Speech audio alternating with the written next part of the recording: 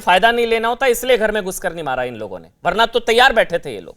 शहजाद शहजाद भाई को मुबारक भी देना चाहता देखिए, हूं आज कि वो जो दे दीजिए। भाजपा के प्रवक्ता बने हैं। शहजाद, मैं राष्ट्रवादियों से मुबारकबाद जरूर एक्सेप्ट करूंगा। अब राष्ट्रवादी अपने आप को मानते हैं कि नहीं, उसका प्रमाण आज के शो में मिल जाएगा।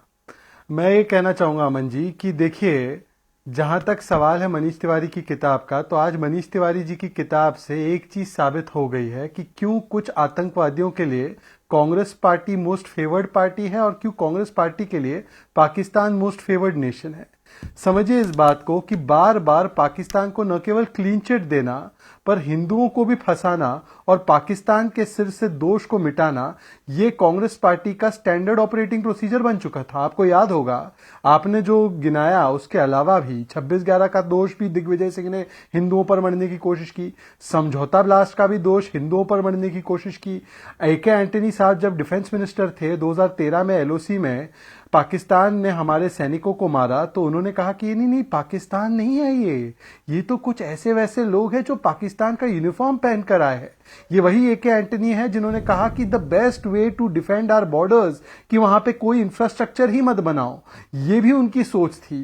तो आप सोचिए कि राष्ट्रीय सुरक्षा को लेकर किस तरीके से और राष्ट्र नीति को लेकर किस तरीके से वोट बैंक नीति को हमेशा ऊपर रखा गया, पारिवारिक नीति को हमेशा ऊपर रखा। सॉरी गलत शहजाद, मैं बीच में नहीं टोकता कभी भी, मैं आपको माफी के साथ टोक रहा हूं। पाकिस्तान में थोड़ी ना चुनाव लड़ना है इन लोगों को, कोई इस्लामाबाद लाहौर में थोड़ी ना चुनाव लड़ना है जो वोट बैंक के चक्कर में पाकिस्तान को बचाएंगे। क्या बोल रहे हैं आप? मतलब आप क्या कहना चाह रहे हैं? वोट बैंक के चक्कर में पाकिस्तान को क्लीन चिट देते हैं, कोई पाकिस्तान में चुनाव लड़ना है क्या इनको? कोई लाहौर और इस्लामाबाद में? तो क्या बोल रहे हैं आप शहजाद? ये गलत है। देखिए, पाकिस्तान में शायद चुनाव लड़ने की नौबत अभी तक नहीं आई है। देखिए अमन जी, आपने सवाल मुझसे पूछा, मैंने किसी के बीच में नहीं बोला। पाकिस्तान में अभी तक तो नौबत नहीं आई है चुनाव लड़ने की। हालांकि कई सारे नेताओं ने कैंपेनिंग शुरू कर दी है। मणिशंकर अय्यर ने जाकर वहां पर समर्थन मांगा है। शशि थरूर भी इस्लामाबाद और लाहौर में कॉन्फ्रेंसेस करते हैं भारत की बुराई करने के लिए। इसके अलावा भी कई कांग्रेसी नेता 370 से लेकर सर्जिकल स्ट्राइक पर हूबहू पाकिस्तान के सुर से सुर मिलाते हैं। परंतु यहां पर कुछ लोग कांग्रेस पार्टी का ये समझते हैं कि जितनी पाकिस्तान की देंगे ताली और हिंदुओं को देंगे गाली, तो यहां पर उनके वोट बैंक में इजाफा होगा। और हो सकता है पैनल पर बैठे कुछ लोग इससे प्रभावित भी होते होंगे। मैं सिर्फ 2-3 सवाल पूछना चाहता हूं।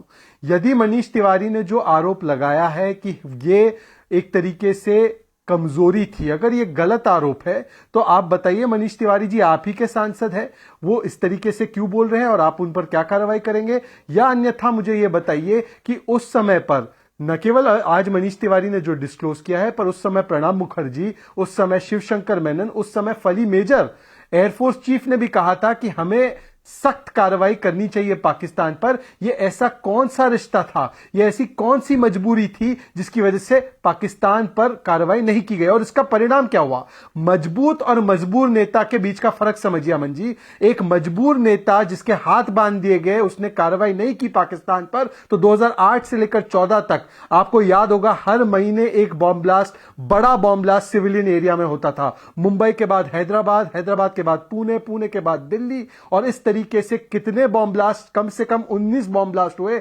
और आज एक मजबूत सरकार है कि अगर उरी में हमला किया जाता है तो उसका सर्जिकल स्ट्राइक करके जवाब दिया जाता है। पुलवामा में हमला किया जाता है तो उसका मुंह तोड़ जवाब